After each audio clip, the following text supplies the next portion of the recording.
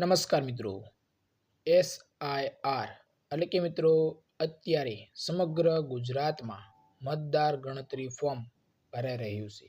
તો મિત્રો ખાસ આજે આપણે આ વિડીયોમાં તમારે મિત્રો મતદાન ગણતરી ફોર્મ કેવી રીતે ભરવું, SRI મતદાર યાદી મિત્રો સુધારણા ગુજરાત સમગ્ર ગુજરાતમાં અત્યારે BLO દ્વારા મિત્રો ફોર્મ ભરાઈ રહ્યા છે. તો તમારે મિત્રો કેવી રીતે ફોર્મ ભરવું એ બધી જ માહિતી તમને મિત્રો આપણે આ વિડીયોમાં જણાવવાના છીએ. તો ખાસ મિત્રો એકવાર આ વિડીયો સંપૂર્ણ જોઈ લેવો, તમને ખૂબ જ ઉપયોગી બનશે. કારણ કે મિત્રો મતદાર ગણતરી ફોર્મ કેવી રીતે ભરવું અને કયા કયા ડોક્યુમેન્ટની જરૂર પડશે એ બધી જ માહિતી તમને મિત્રો આપણે જણાવશું. અને મિત્રો ફોર્મ ભરતી વખતે કઈ કઈ બાબતોનું ખાસ મિત્રો ધ્યાન રાખવું. તો ચાલો મિત્રો SRI મતદાર યાદી સુધારણા ગુજરાત તો મતદાર ગણતરી ફોર્મ કેવી રીતે ભરવું એના વિશે જોઈએ. મિત્રો ભારતીય ચૂંટણી પંચના મતદાર નોંધણી ફોર્મ કેવી રીતે ભરવું અને મિત્રો ખાસ જો તમે નવા મતદાર યાદીમાં નામ નોંધાવેલું છે એમના માટે મિત્રો આ ખૂબ જ ઉપયોગી વિડીયો બનશે અને જે જૂના છે એમને પણ આ ખૂબ જ ઉપયોગી વિડીયો બનશે. તો મિત્રો ભારતનું ચૂંટણી પંચ ગણતરી ફોર્મ, તો મિત્રો સૌપ્રથમ તો તમારે મિત્રો આ ફોર્મ તમને BLO દ્વારા આપવામાં આવશે. જો મિત્રો આમાં તમને ઉપર જણાવેલું છે કે મતદારનું નામ, અહીં તમારે મિત્રો મતદારનું નામ એટલે કે તમારું નામ લખવાનું રહેશે. આધાર કાર્ડ, ફોટો, ઓળખપત્ર એટલે કે જે તમારો આધાર ફોટો ઓળખપત્ર હશે એ મિત્રો તમારે જણાવવાનું છે. અને તમારું સરનામું, તમે તમારો તાલુકો કયો, જિલ્લો કયો, અને મિત્રો આપણે અત્યારે ગુજરાતમાં ચાલી રહ્યું છે એટલે ગુજરાત આવશે.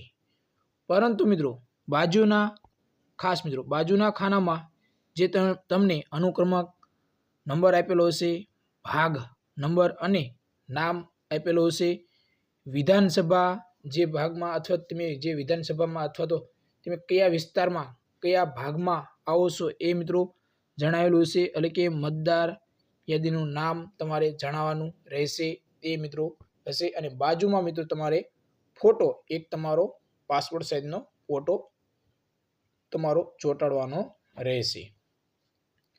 હવે મિત્રો આ જે ફોર્મ છે એ મિત્રો સમગ્ર જો તમને ના ખબર પડે તો મિત્રો આપણે તમને આ જણાવી દઈએ કે કેવી રીતે તમારે ફોર્મ ભરવાનું રહેશે.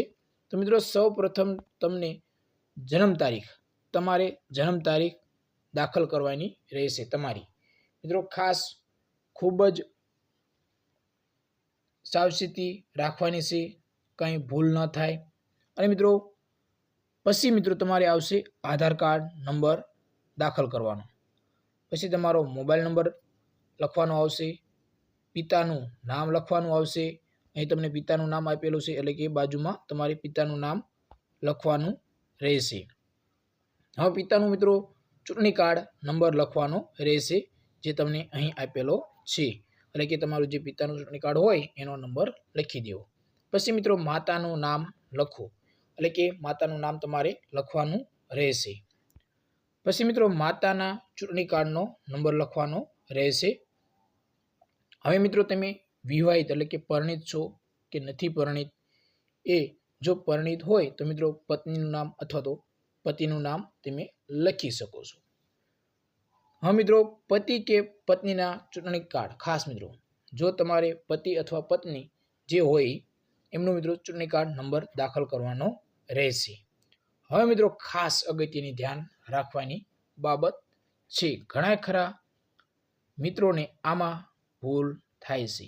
તો મિત્રો જો આ તમારે કઈ રીતે ભરવાનું છે, તો મિત્રો SRI ખાસ મિત્રો છેલ્લા SRIને ખાસ મતદાન યાદીમાં મતદારની વિગતો એટલે કે છેલ્લું SRI. તો મિત્રો જો તમારું નામ 2002ની મતદાર યાદીમાં હોય તો 2002ની મતદાર યાદીમાંથી તમારે અહીં લખવાનું રહેશે. જો તમારું મિત્રો 2002ની મતદાર યાદીમાં તમારું નામ હોય તો તમારે મિત્રો આ જે ડિટેલ છે એ ફિલઅપ કરવાની રહેશે। ખાસ મિત્રો યાદ રાખજો, જો તમારું 2002માં નામ હોય તો મિત્રો તમારે આ ડિટેલ ફિલઅપ કરવાની રહેશે, એટલે કે લખવાની રહેશે। અને જો મિત્રો તમારું નામ 2002ની યાદીમાં મતદાર યાદીમાં ના હોય તો તમારા માતા પિતાની વિગત 2002ની મતદાર યાદીમાંથી અહીં લખવું। મિત્રો ખાસ આ બાબત ધ્યાન રાખવાની છે। જો તમારું નામ ન હોય તો મિત્રો 2002ની યાદી તમારે જોવાની છે। 2002ની યાદી કેવી રીતે જોવી એ પણ મિત્રો આપણે ટૂંક જ સમયમાં તમને એ પણ જણાવી દઈશું। આપણી ચેનલ ઉપર તમને એ પણ વિડીયો મળી રહેશે। તો ખાસ કેવી રીતે તમારે જોવાનું રહેશે એ પણ તમને આપણે જણાવશું। હવે મિત્રો જે 2002ની યાદી હોય એ પ્રમાણે તમારે અહીં ડિટેલ ફિલઅપ કરવાની રહેશે। હવે મિત્રો અહીં તમને આપેલું છે કે વિધાનસભા મતદાર, ખાસ મિત્રો વિધાનસભા નંબર એટલે કે મતદાર વિભાગનો નંબર અહીં દાખલ કરવાનો રહેશે। તમારો ભાગ નંબર અને અનુક્રમાંક નંબર એ મિત્રો 2002ની યાદી હોય એમાં તમારે જોઈને લખી દેવાનું રહેશે। હવે મિત્રો ઘણા ખરા મિત્રોને પ્રશ્ન થશે કે નીચે અહીં તમને શું આપેલું છે, તો એ પણ મિત્રો આપણે અગાઉ જે બીજું ફોર્મ છે એમાં તમને જણાવી દઈએ। તો મિત્રો જે આપણે આ મતદાર જે વિધાનસભા મતદાર વિભાગનો નંબર, ભાગ નંબર અને અનુક્રમાંક લખવાનો એ મિત્રો 2002ની યાદીમાં જોઈને તમારે લખવાનો છે। પછી મિત્રો તમારે જે નીચે એક બોક્સ આપેલું છે એટલે કે નીચે તમારે લખેલું છે કે મતદાર અથવા પરિવારના કોઈ પણ પુખ્ત સભ્ય એમની મિત્રો સાઇન કરવાની રહેશે। એટલે કે તમારે જો સાઇન કરતા આવડતું હોય તો મિત્રો તમારે સાઇન કરવાની છે, પરંતુ તમે નિરીક્ષક છો તો મિત્રો તમારે થંબ મારવાનો રહેશે। બાકી મિત્રો તમને કંઈ પણ પ્રશ્ન થતો હોય તો મિત્રો BLAનો ખાસ સંપર્ક કરવો। BLAને કહેવું કે કઈ રીતે ફોર્મ ભરવું, તમને બધી જ જાણકારી આપશે। અને નીચે તમારે મિત્રો BLAની સાઇન કરવાની હોય છે, એટલે કે BLA એ સાઇન કરી આપશે। પરંતુ મિત્રો જો આગળ તમને આપણે જણાવેલું કે જો કંઈ પણ પ્રશ્ન થતો હોય તો મિત્રો ઉપર તમને આપેલું છે કે number and contact of BLO। ખાસ મિત્રો અહીં તમને આપેલું છે કે જો તમને કાંઈ પ્રશ્ન થાય તો મિત્રો તમારે ઉપર BLOનો નામ આપેલું છે, એટલે કે BLOનું નામ આપેલું છે અને એમનો કોન્ટેક્ટ નંબર આપેલો હશે, એના ઉપર તમારે મિત્રો સંપર્ક કરવાનો રહેશે। ખાસ મિત્રો આ પણ આપણે જે અગાઉ તમને ફોર્મ જણાવ્યું એ જ પ્રમાણે છે। ચૂંટણી પંચ તરફથી આપવામાં આવેલ ફોર્મની વિગતો આ રીતે ભરવાની રહેશે। મેં તમને મિત્રો સારી રીતે તમને સમજાય એવી રીતે મિત્રો તમને આપણે જણાવ્યું છે। પરંતુ હજી કાંઈ પ્રશ્ન થતો હોય તો મિત્રો ખાસ તમે કોમેન્ટ બોક્સમાં જઈને કોમેન્ટ કરી શકો છો કેવી રીતે તમારે ફોર્મ ભરવાનું છે। બધી જ માહિતી તમને મિત્રો આપણે જણાવશું।